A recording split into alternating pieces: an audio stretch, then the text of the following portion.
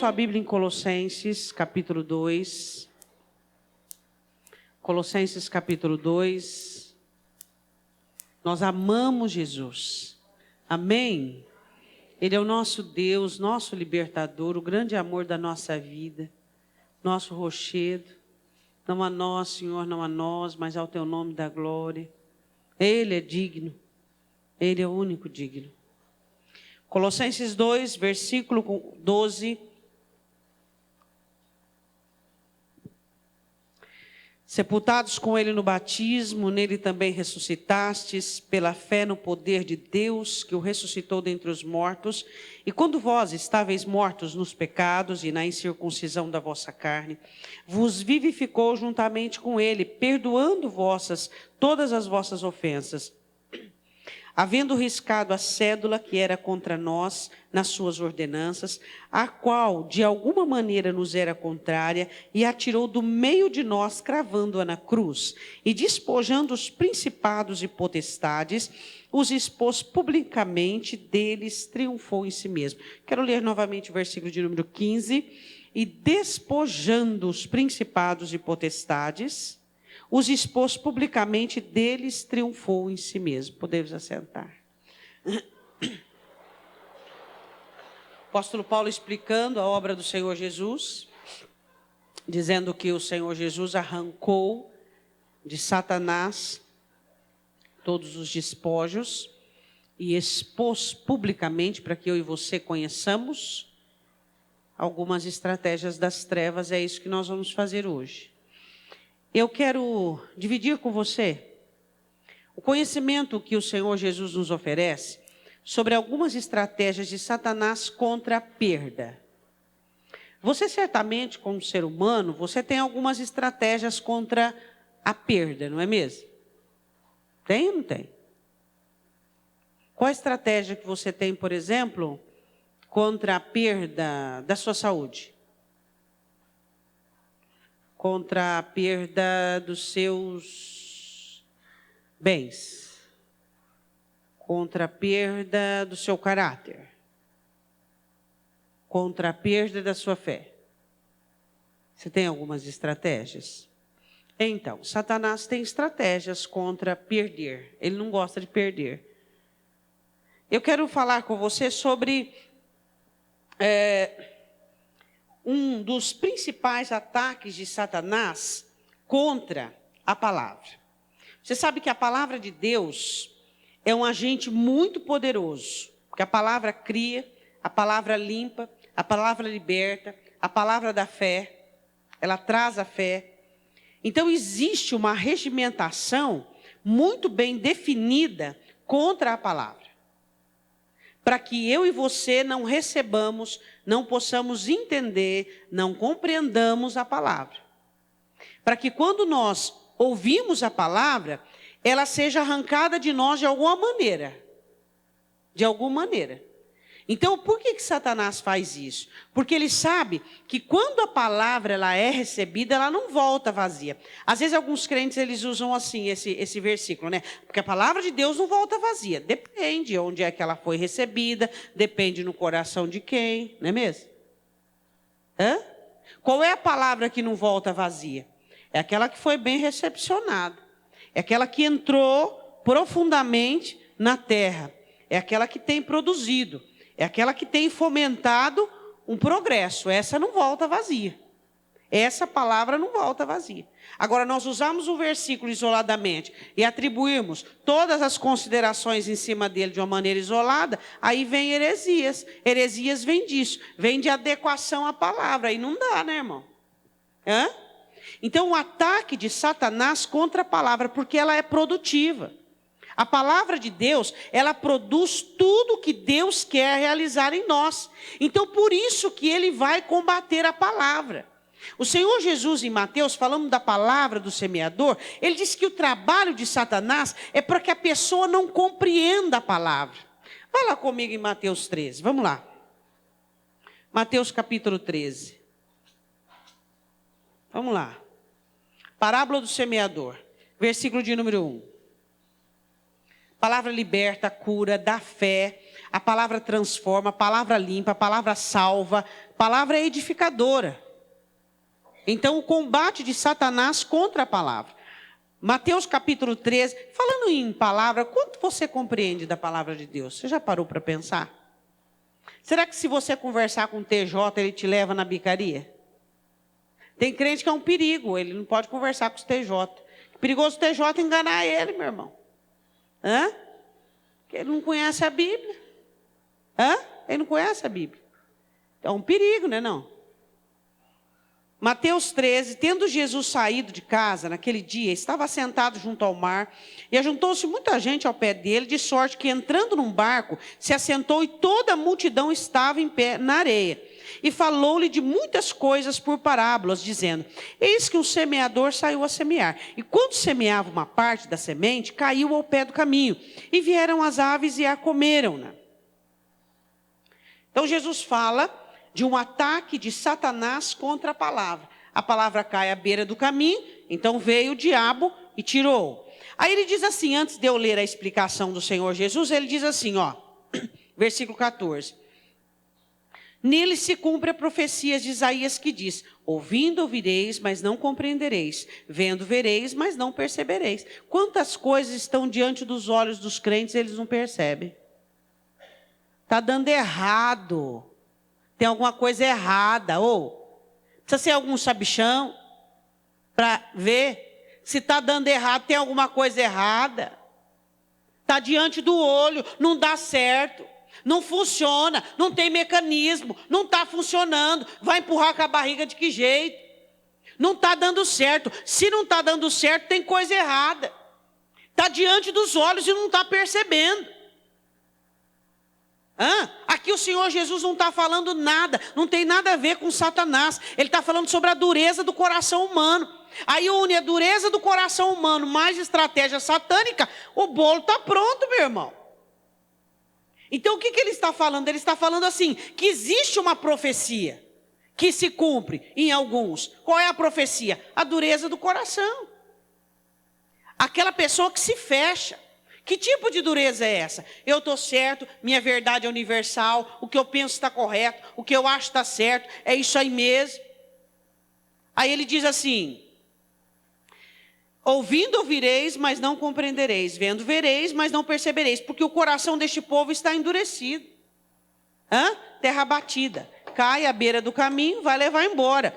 Aí ele diz assim: e ouviram de mau grado com seus ouvidos. Tipo, tem gente que presta mais atenção no Jornal Nacional do que na palavra. Ele presta mais atenção nas notícias do Fantástico do que na palavra. A hora que ele acorda, ele dá uma viajada na segunda, na terça, nas contas, na compra. A hora que ele acorda, já está no final. Ou às vezes eu dou alguns gritos, ele acorda e fala: não precisa gritar assim não, né?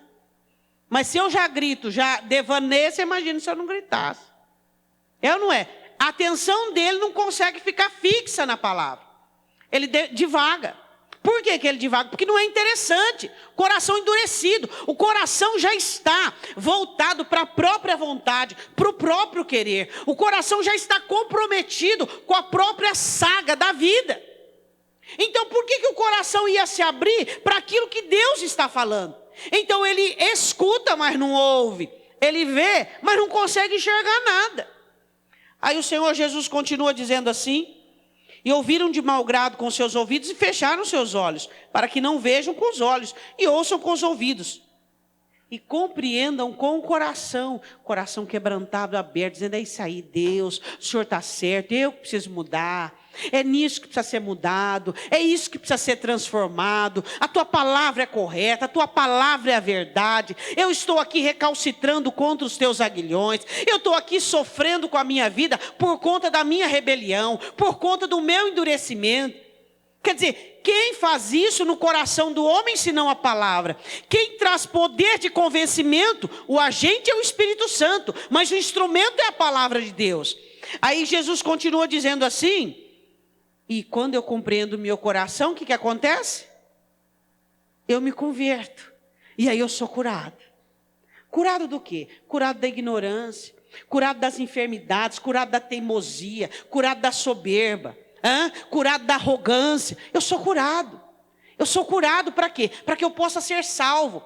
Eu sou curado do meu idealismo pessoal, que vai de encontro a tudo aquilo que é mal e é ruim para mim. Eu sou curado do meu sistema particular, que tem me afastado do evangelho. Eu sou curado.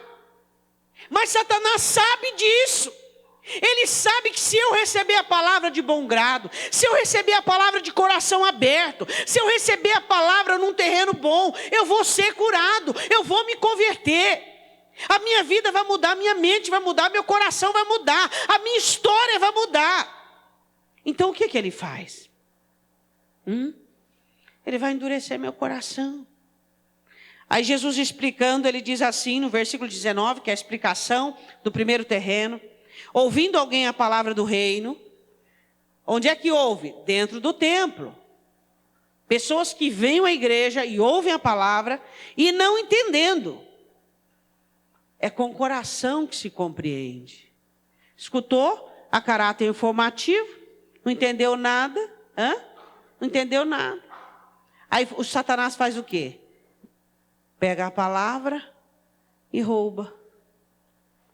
Ah, pastora, mas bem que o Senhor Jesus podia deixar a palavra ali, tipo como uma mendiga, dizendo assim, olha para mim, me vê, estou carente, estou desprezada, estou negligenciada. Olha para mim, estou aqui. Olha, agora é minha vez, ele está precisando dessa palavra, agora é minha vez. Sabe aquela vez que você caiu? Foi a palavra que você desprezou, que te levou a uma queda. Aquela vez que você cometeu uma falha terrível contra a sua história, a palavra que você preteriu, era para te salvar, mas foi desprezada. Por quê? Porque meu jeito, minha maneira, meu cristianismo, minha cartilha, minha maneira de encarar as coisas, minha maneira de enxergar. Peraí, você se converteu ou não? Você é crente ou que você é? Simpatizante? O diabo gosta demais dos simpatizantes. Por quê? Ouvindo alguém a palavra do reino, não entendendo, vem o maligno e arrebata o que foi semeado no seu coração. Este é o que foi semeado ao pé do caminho. Por que Satanás não quer perder o coração do homem?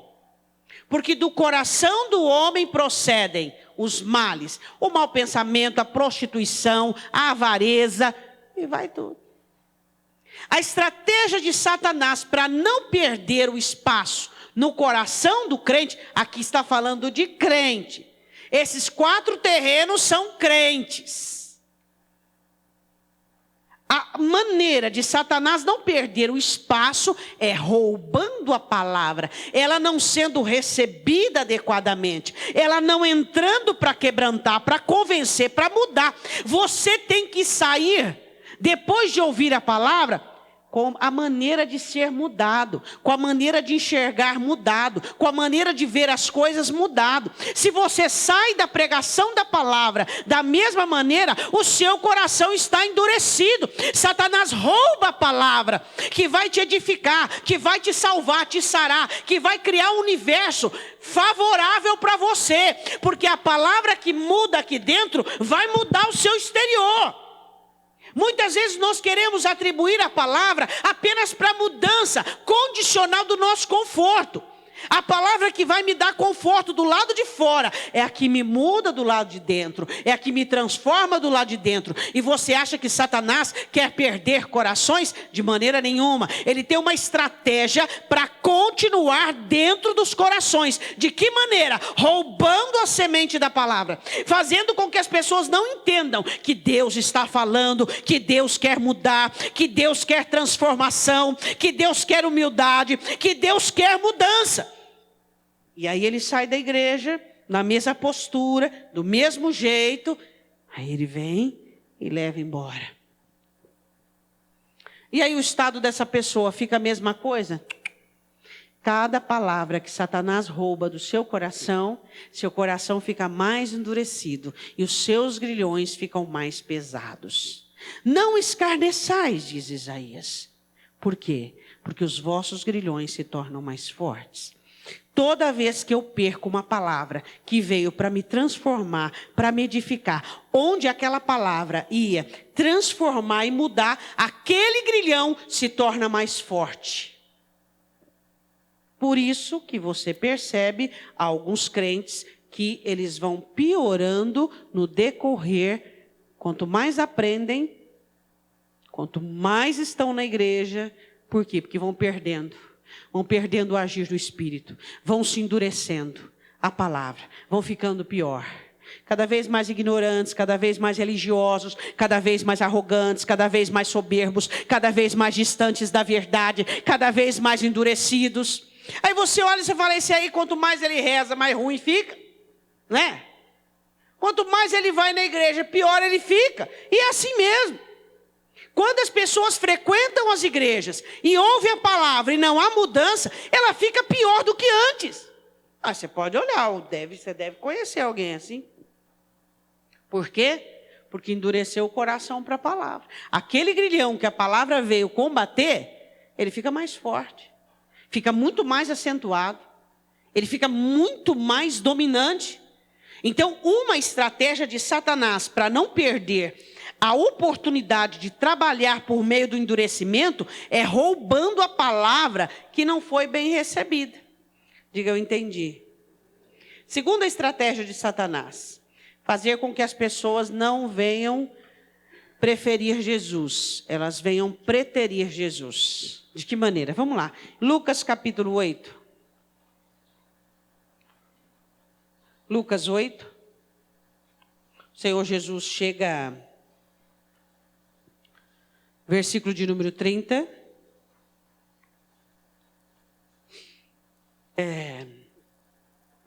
Existem algumas provações na minha vida e na sua vida, com o objetivo de consertar valores.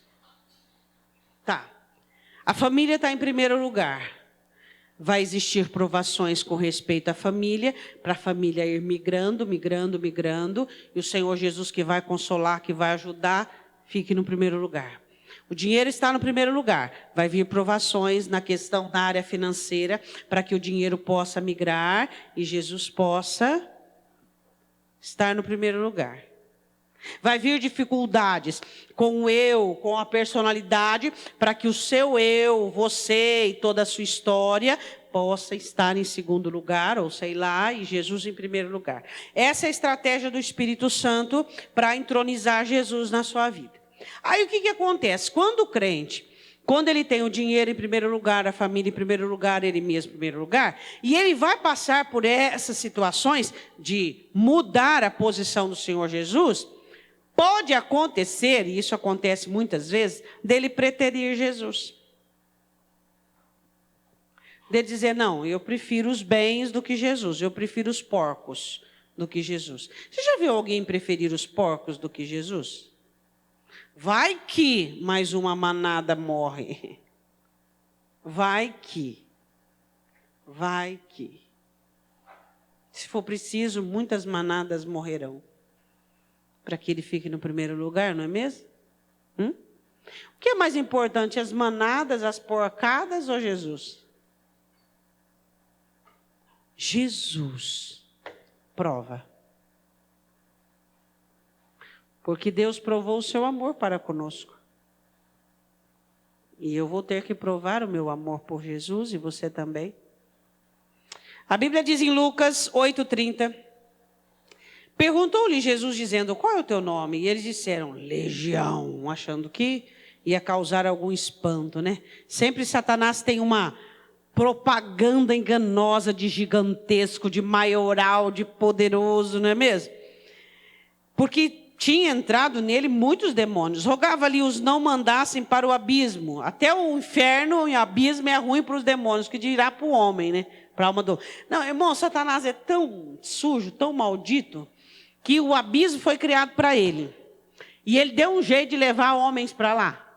Não, se os demônios fogem do abismo, você imagina a alma do homem, como é que vai sofrer lá dentro? Você vai para o inferno? Não, diga não. Só dizer não é suficiente? Não também, né? Hã? O que define a sua chegada ao céu? Pega a rodovia para a Bahia e vê se você vai chegar em São Paulo. Vai?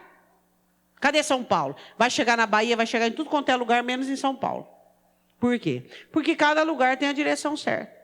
Jesus é o caminho, e esse caminho leva ao céu.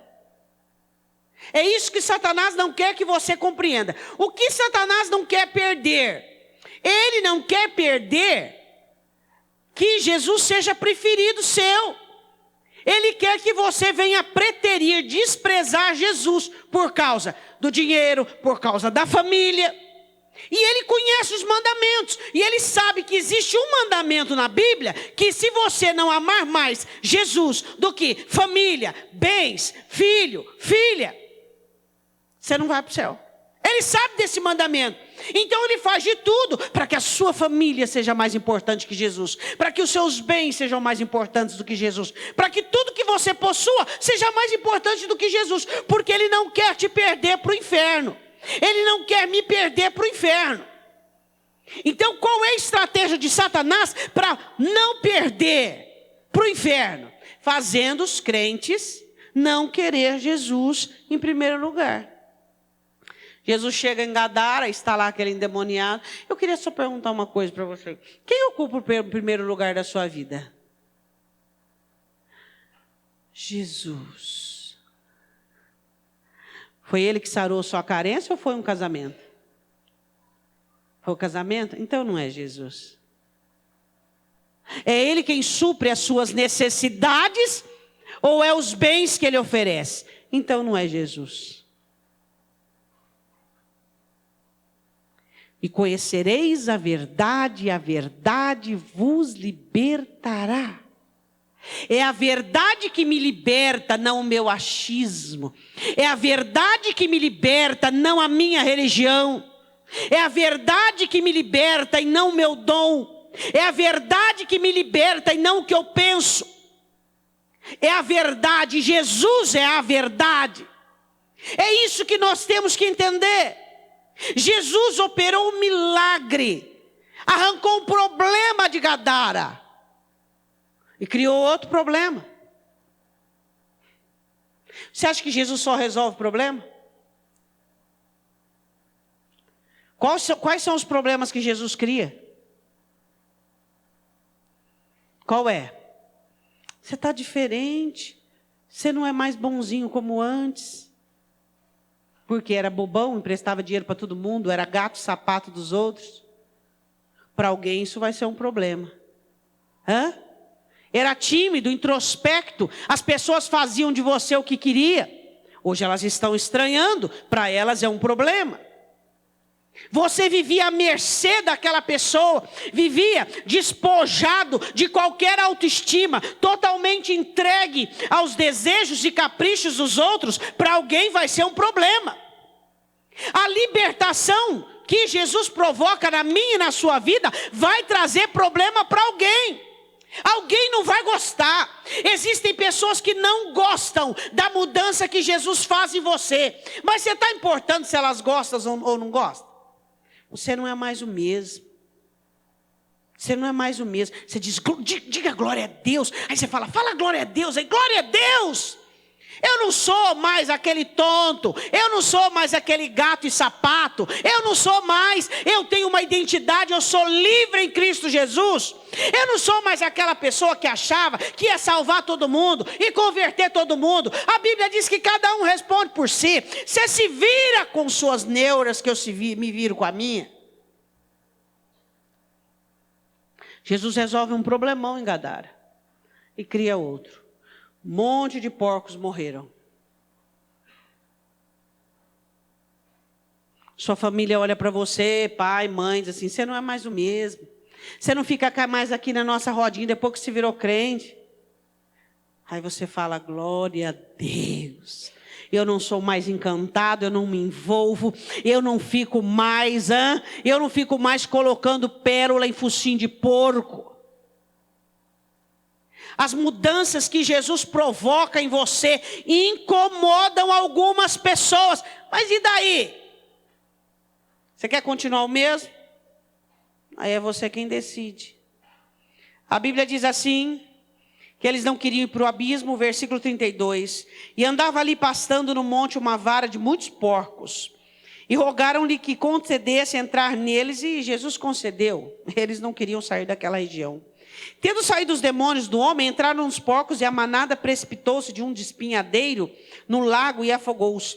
E aqueles que o guardavam, vendo o que acontecera, fugiram e foram anunciá-lo na cidade e nos campos. E saíram a ver o que tinha acontecido e vieram ter com Jesus. E acharam então o homem de quem havia saído os demônios, vestido em juízo, assentado aos pés de Jesus, e temeram. E os que tinham visto, contaram-lhes também como fora salvo aquele endemoniado. E toda a multidão da terra dos Gadarenos, ao redor, lhe rogou que se retirasse deles, porque estavam possuídos de grande temor, e entrando ele no barco, voltou.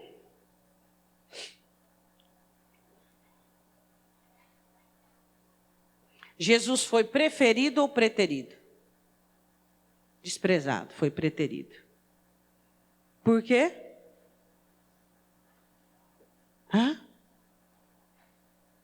Porque houve perda. Houve perda. Eu quero dizer uma coisa para você. As estratégias de Satanás, elas são terríveis. Às vezes pode acontecer alguma perda na sua vida. Aí você vai ser provado se você ama mais Jesus ou seu dinheiro, mais Jesus ou sua família, mais Jesus ou seu conforto. Tem muita gente que está sendo reprovada nessa estratégia de Satanás. Quando ele vê alguma perda significativa, alguma situação ruim para o lado dele, ele de imediato já fala: Jesus, vai embora, vai embora, vai embora. Eu não quero essa comunhão, eu não quero esse estreitamento, eu não quero, porque eu não posso viver com perda. Satanás conhece a estrutura humana, e ele sabe que existe ser humano que não consegue conviver com perda. Satanás sabia que aquela cidade e aquela multidão de habitantes ia pôr Jesus para fora. Quando os porcos se precipitaram, eles sabiam, todos os demônios, que Jesus ia ser posto para fora de Gadara. O que Jesus sabe sobre você e eu? Bom, se eu fizer ele ser machucado por um filho, por uma filha, traído por um cônjuge, ele vai deixar Jesus. Bom, se eu fizer ele ter alguma perda financeira, alguma situação embaraçosa, ele vai ser traído, ele vai trair Jesus. Os demônios tinham certeza. E Satanás não queria perder Gadara. Satanás conhece muitos de nós muito mais que nós mesmos. Você tem preferido Jesus do que ser humilhado? Eu não vou ser humilhado, não. Você tem preterido Jesus. Você tem desprezado Jesus. Por causa do seu orgulho. Você prefere o seu orgulho, a sua postura. Você prefere a sua posição do que obedecer a palavra, do que estar dentro da palavra 10-0 para o inferno. Quais são as perdas da sua vida, da qual tem feito você dito: Jesus, vai embora. Pega as suas coisas e vai embora. Satanás conta com isso. Ele sabe que quando ele mexe no homem, no coração do homem, nos apegos do homem, o homem... Você pode ver, a maioria dos crentes, a maioria, quando eles passam por uma crise, por um problema financeiro, por um problema familiar. O que aconteceu? Fiquei desanimado. Não tinha vontade de vir na igreja, não tinha vontade de orar, não tinha vontade de ler a palavra. Aí o diabo está lá batendo palma. É isso aí, Jesus não, Jesus não. Vamos lá, Jesus não, Jesus não.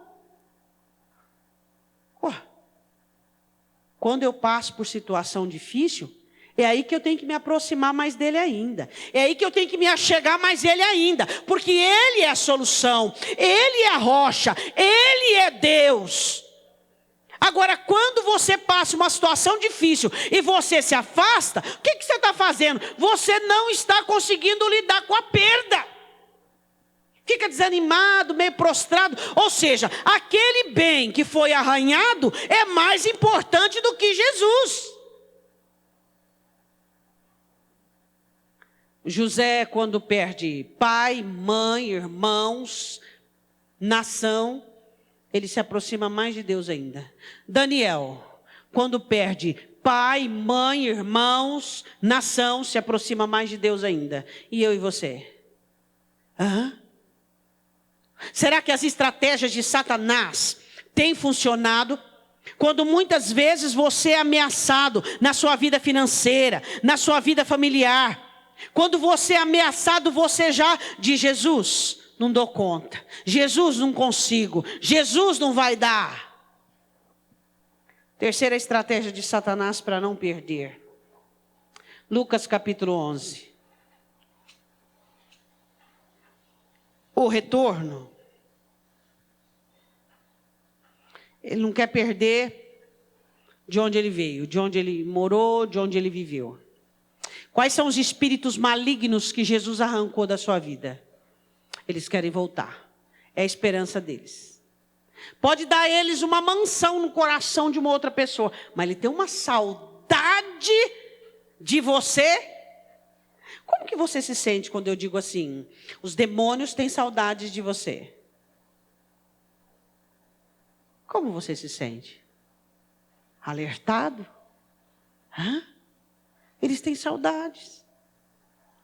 Aqueles que provocavam miséria, embaraço, aqueles que provocavam ilusão, pecado, adultério, prostituição, aqueles que provocaram tudo, eles têm saudade, eles querem voltar. Eles querem voltar. Eles querem retornar. Por quê? Porque eles gostavam de habitar em mim e habitar em você. Eles gostavam. Eles tinham planos para nós. Eles queriam terminar o serviço, concluir o serviço.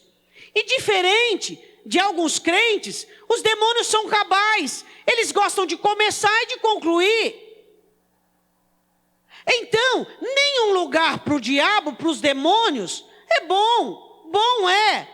Os demônios que me deixaram, que te deixaram, eles querem voltar. Eles fazem planos para retornar, para oprimir novamente, para escravizar novamente, para fazer ignorante novamente, para esfriar novamente, para levar para o vício da cocaína, da maconha, do alcoolismo novamente, para a prostituição.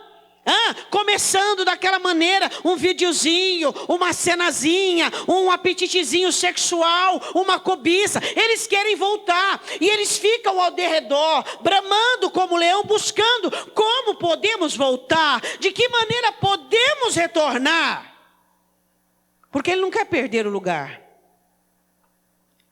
Ele não quer, os demônios não querem nos perder para a salvação. E é por isso que eles roubam a palavra. Os demônios não querem nos perder para o governo de Cristo. Por isso que eles nos fazem difíceis de lidarmos com a perda. Desiste, eu não falo. Desiste, não vai dar certo. Você vê, você vai na igreja, você ouve Deus, você ora. E aí como é que está a sua vida? E por último, os demônios trabalham para não perder o lugar que ele tem e teve. E aí? Paulo diz em Efésios: não deis lugar ao diabo. Ele estava dizendo à igreja: não deis lugar ao diabo. A Bíblia diz assim, no versículo de número 23. Quem não é comigo é contra mim, e quem comigo não ajunta, espalha. Eu quero dizer uma coisa para você: existe diferença entre coisas importantes e essenciais. Diga para o seu irmão qual é a diferença de coisas importantes e essenciais. Qual a diferença? É importante ter dom? É. É importante ter amizade dentro da igreja? É. É importante conhecer a Bíblia? É importante vir à escola bíblica? É importante. Só que Isso tudo é essencial ter o governo de Cristo. Essencial. Você tem que distinguir entre essas duas situações. Existem coisas importantes que você faz, mas só uma é essencial. O governo de Cristo na sua vida.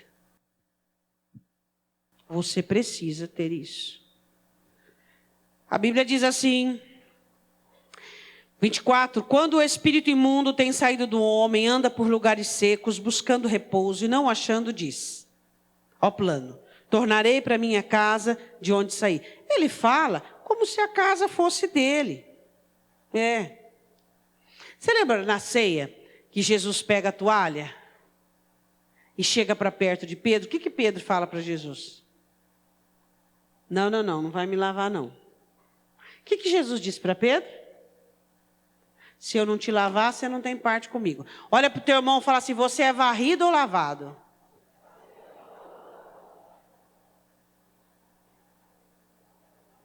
Tem gente que ele é varrido. Não assim, louco, varrido.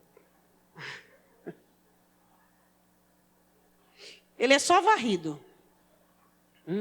Um crente politizado, aquele crente assim meio racional, maciota, só varrido. Simpatizante, gosta, ora de vez em quando, sabe? Ele é varrido. Agora quem é lavado é limpo. Ele é limpo. A vida dele por dentro é limpa, por fora é limpa. Você é lavado ou varrido, meu irmão? Você é só varrido? Cuidado. Pastor, mas eu sou varrido e adornado. O adorno representa os dons. O adorno representa as relíquias. Eu sou batizado no Espírito Santo, eu falo línguas estranhas, eu tenho dom, eu prego, eu evangelizo, eu profetizo. E aí? Qual é o problema? Para o diabo não tem problema nenhum. Não é o dom que vence Satanás, é Jesus. É o governo dele que vence o diabo, que vence os demônios. Não é o dom. Não é o dom. É isso que nós temos que entender. Não é o fato de você vir à igreja que vence o diabo. Não é o fato de você conhecer a Bíblia que vence o diabo. É o fato de você estar inteirado no corpo. É o fato da palavra de Deus fazer parte da sua vida. É isso que vence Satanás. É isso que nós temos que entender. O objetivo dele é tomar o lugar de volta.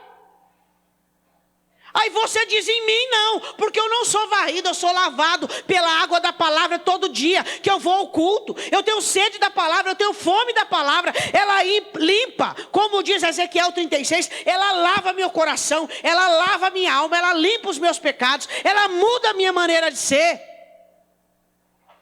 Crente varrido é aquele que continua do mesmo jeito, entrando, saindo, continua do mesmo jeito. Ele converteu complexado, ele vai morrer complexado. Ele converteu rejeitado, ele vai morrer rejeitado. Ele luta no período da conversão dele o tempo inteiro pela cobiça. Eu luto tanto contra a cobiça, eu luto tanto. Isso é normal? Isso não é normal, você não venceu a ela ainda. Por quê? Porque você é um varrido. Crente lavado, ele vence, ele pisa na cabeça de escorpiões e de serpentes, símbolos predominantes de potestades. É isso que nós temos que entender, irmãos. Ele quer de volta.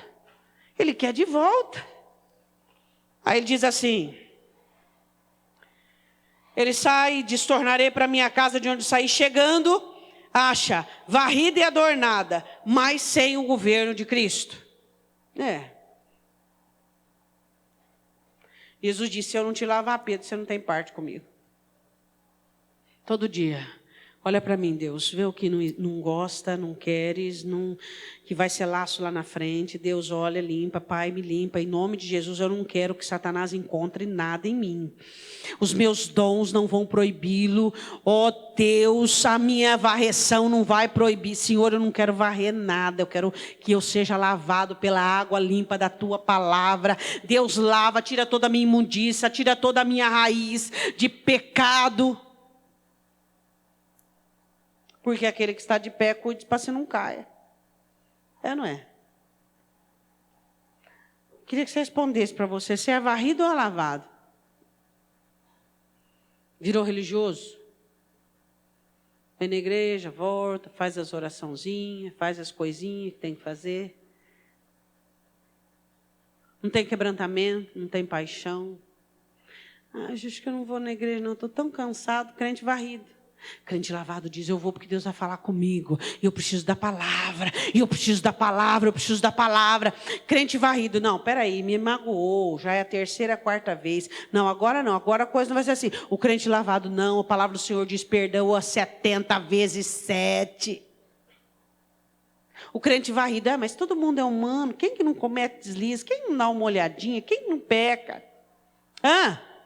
O crente lavado, a palavra do Senhor, que aquele que está em Cristo não peca, o diabo não tem vez na vida dele. Existe uma diferença expressiva, como dois polos, em crente varrido, que é um prato cheio, que é um hotel bem adornado, um quarto de hotel bem adornado, bem varrido para o diabo, mas o crente lavado, Jesus está ali dentro, imperando, governando, são as regras do evangelho, é o poder da palavra, é a unção do Espírito, quem está ali dentro, não tem vez para o diabo. Não tem vez, quando ele vai olhar, Jesus está no trono, o Espírito Santo no governo, a palavra limpando, não tem vez para ele. Qual é a estratégia da perda do diabo? Ele quer que os crentes sejam varridos e adornados. Assim como o filho pródigo. Você viu o que Satanás fez com os bens do filho pródigo? Usou para destruí-lo.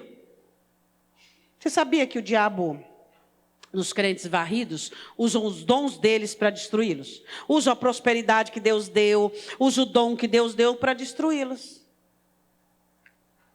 Quais são as 3 estratégias de Satanás para não perder? Quais são? Pastora, já esqueci. Hoje em dia é normal. Qual é a primeira? Primeira é contra a palavra. Ele não quer que você seja salvo, ele não quer que você tenha fé, ele não quer que você seja lavado. Então ele vai fazer o quê? Alimentar a dureza do seu coração para roubar a palavra. E a segunda, qual é?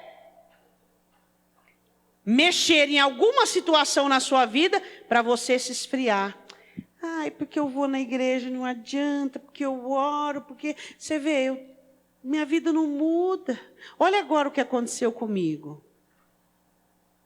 Aí fala, Jesus, tá bom não, viu? Não tá bom não. E a terceira estratégia, voltar de onde ele veio. Eu queria perguntar uma coisa para você, para nós orarmos. Qual dessas estratégias está funcionando ou funcionaria na sua vida? Roubando a palavra, coração endurecido, para que a palavra não faça efeito.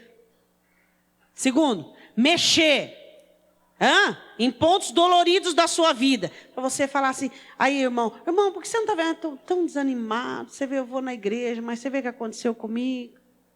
Estou doente, meu filho, meu casamento. E aí? Aí, Jesus, não dá. Jesus. E terceiro, ser varrido e com dons. E aí?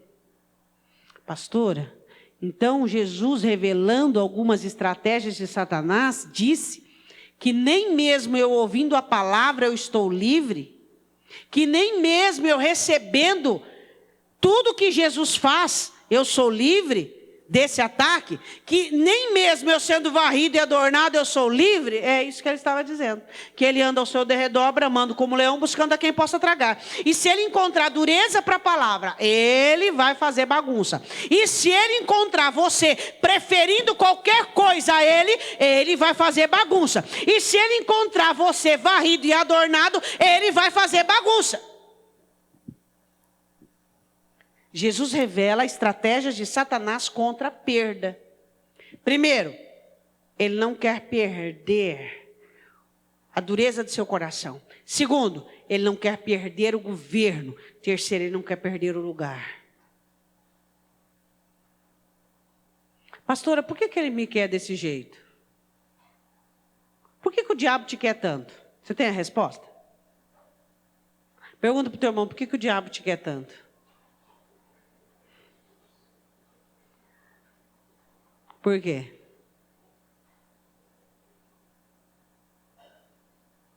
Porque desde o ventre ele já estava de olho em você.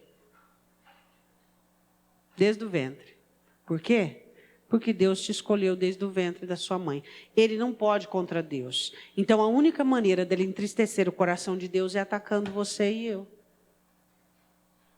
Por isso que ele tem planos. Ele não se conforma do Senhor Jesus ter tirado você do mundo. Ele não se conforma da situação. Ele não se conforma. Ele não se conforma. Se tem uma coisa que o inferno é ter perseverança. Ele não se conforma. Dele ter perdido, ele estava assim como o escritor diz em Atos, que nós estávamos na mão de Satanás e Deus arrancou, no capítulo 26, das mãos de Satanás e trouxe para o reino dele. Ele não se conforma. E ele não vai se conformar. E é por isso que nós precisamos da palavra. E é por isso que nós precisamos do governo do Senhor Jesus. E é por isso que nós precisamos estar bem com Deus. Queria que você fechasse os seus olhos. Queria que você olhasse para a sua vida se você está dando brecha em essas 3 áreas. O quanto valor você está dando à palavra. O quanto você tem ficado firme em Jesus, independente das crises, das circunstâncias. E o quanto você tem procurado ser lavado pela água da palavra.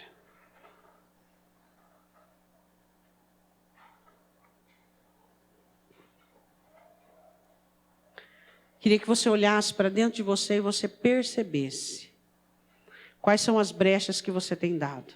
Você tem dado valor à palavra? Você tem deixado a palavra quebrantar seu coração. Você tem deixado a palavra mexer com você. Daqui a pouco você vai fazer uma oração de libertação na sua vida. Você não vai ficar de boca fechada. Você vai levantar a sua voz e você vai clamar a Deus pela sua alma. Satanás tem estratégias infernais e malignas.